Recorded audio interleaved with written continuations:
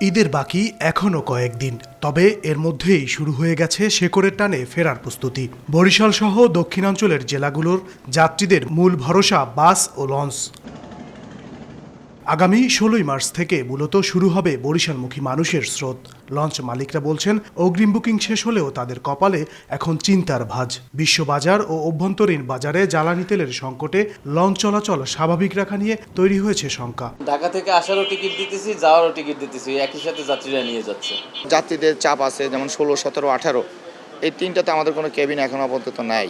যাবে এবং আসবে স্পেশাল ট্রেনে, এর বেশি পারবে না। তেল নাই, আমাদের কোনো তেল নেই। অথবা তৈল সংকটের সম্ভাবনা আছে যুদ্ধ পরিস্থিতির কারণে।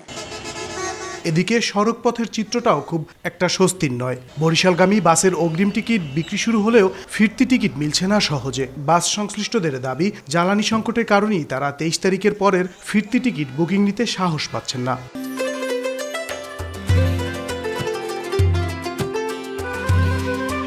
বরিশাল থেকে রিটার্ন টিকিট সেটা এখনো আমাদের ছাড়া হয়নি, হয়তো ২-৪ দিন পরে ছাড়বে। অগ্রিম কোনো বুকিং নেই, আমি কোনো অ্যাডভান্স দিই না। কারণ হলো যে গাড়ি সময় মতো হাতে পাই না, গাড়ি আসতে পারে না। আমরা প্রতিনিয়তই তেলের অভাবে গাড়ি বন্ধ রাখতে হইতেছে।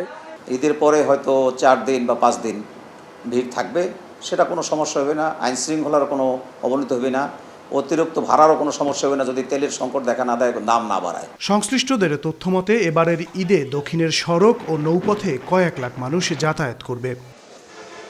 মেহেদী হাসান বাপ্পি, সময় সংবাদ, বরিশাল।